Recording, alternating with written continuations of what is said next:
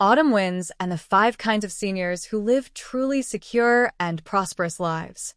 The autumn wind was sweeping through the neighborhood, rustling the old sycamore trees until their dry leaves covered the ground like a faded golden carpet.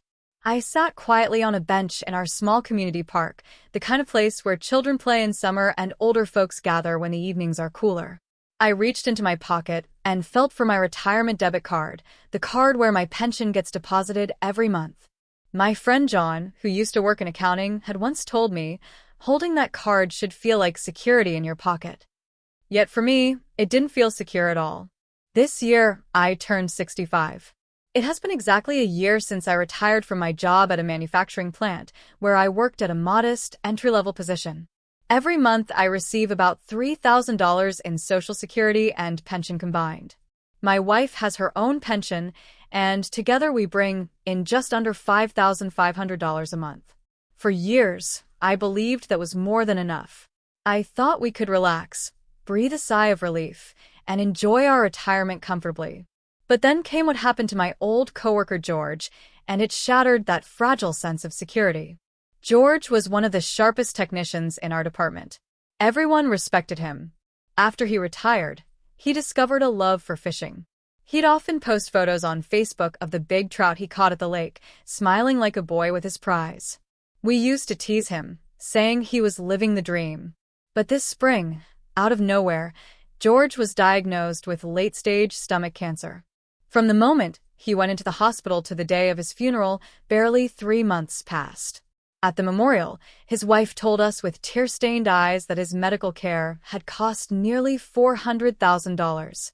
Some treatments cost tens of thousands per injection, yet did little good. He stayed in a private hospital room for comfort, and that alone cost over $800 a day. Their savings, his pension. None of it was enough. Eventually, they had to mortgage the home they'd lived in for more than 20 years. As I listened, I felt a coldness in my hands and feet. $400,000, that's about everything my wife and I have ever saved, every penny we thought would protect us. And yet, it can vanish in a flash, swallowed by illness. That night, I lay awake staring at the ceiling, watching my wife sleep peacefully beside me, and for the first time in my life, I felt an overwhelming fear. What if something like that happened to me? How long would our comfortable savings last? What we called security, was it really just paper thin? My wife noticed my worry. She told me, gently, "Don't stay home drowning in fear." The new community center opened a calligraphy class. "You used to love practicing handwriting when you were young. Why don't you go?" At first, I went only to pass the time. But what I found in that little classroom, filled with gray-haired men and women, dipping brushes into ink, changed me. I met people who seemed ordinary on the outside, even a bit eccentric, yet as I got to know them, I realized they had discovered something rare, a way to live their later years not just comfortably, but with true prosperity and peace of mind. They carried within them 5 qualities, like 5 lanterns lighting a new path for me. Let me tell you about them. 1. The discipline saver, living with purpose, not stinginess. The first was Mr. Lewis, age 73, once a maintenance worker at a factory. His shirts were so old the cuffs had frayed, yet he still washed and wore them. When our calligraphy class needed to buy ink or paper, he always hesitated. He'd say, "I still have some at home," or "The last batch isn't used up yet." At first, I thought, come on, it's only a few dollars. Why be so stingy at your age? But one day at the bank, I saw him sitting with a financial advisor. He was asking about increasing his monthly contributions to a mutual fund and checking on the performance of a bond investment. With his reading glasses perched on his nose, he carefully recorded notes in a small notebook. Later I learned he invests every bit of money he saves from daily life. Over the years, his funds and bonds have grown steadily. And when a neighbor in our community fell ill and couldn't afford treatment, Mr. Lewis quietly donated $3,000 to help, without telling anyone. That's when I realized his so-called stinginess wasn't about being cheap. It was discipline. He knew where money should and shouldn't be spent. Every dollar he didn't waste became fuel for his future. He told me once, I save now so I won't panic later. I'd rather stand on my own 2 feet than beg for help. And isn't that true? The first kind of truly prosperous retiree is the disciplined one.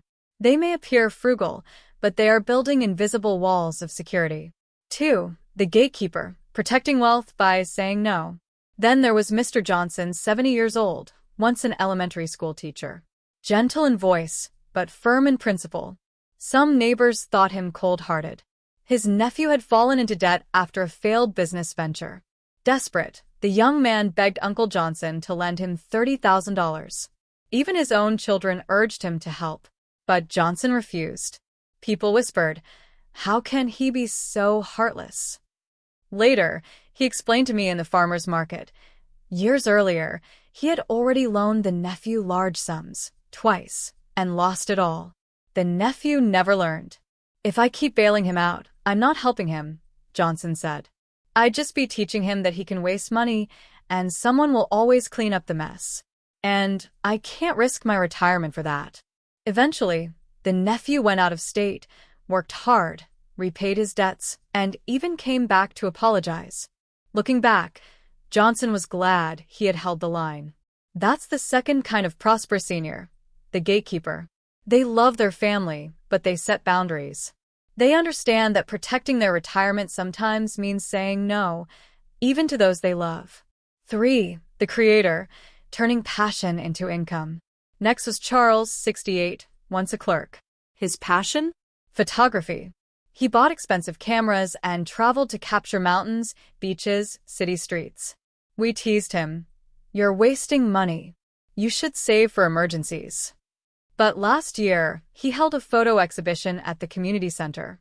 The images were breathtaking: majestic snowy peaks, tender city moments, golden sunsets. Many were marked sold. Some magazines paid him for his pictures. Travel agencies even hired him to lead photo tours. Suddenly, I saw it differently. His extravagance was actually an investment. By nurturing his passion, he created joy, purpose, and even income. That's the third kind of prosperous retiree, the creator. They don't see retirement as an ending but as a new chapter. By pursuing lifelong passions, they fill their days with meaning and sometimes even new income streams. 4. The delegator, wise enough to let others manage. Then there was Linda, 69, a lifelong homemaker.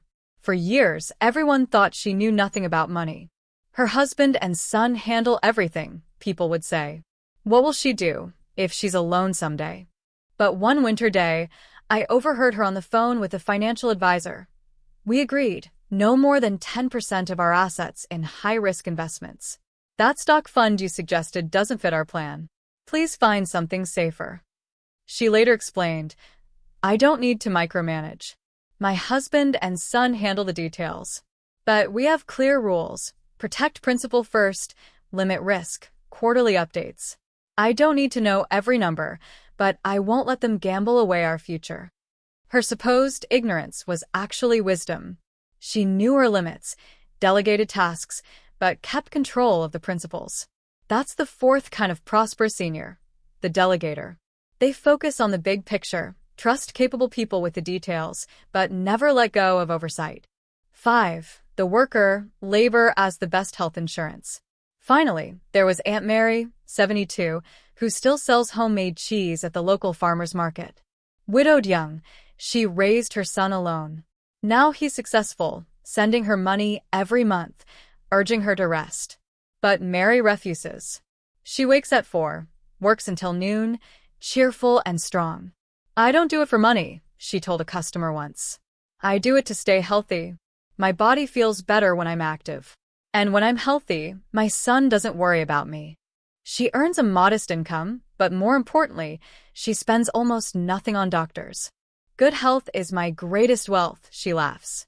That's the fifth kind of prosperous senior, the worker. They see ongoing labor, not exhausting toil, but meaningful daily effort, as health insurance. Their wealth is not just in savings but in the energy to keep living fully. My new understanding of retirement. After meeting these 5 people, I no longer sit trembling, worried that my pension might not be enough. Because I've realized True prosperity in old age doesn't come from a big bank account. It comes from wisdom in how you live. It's about Lewis's discipline, Johnson's boundaries, Charles's passion, Linda's oversight, and Mary's resilience. Recently, my son asked me to help him buy a new car. In the past, I would have rushed to say yes.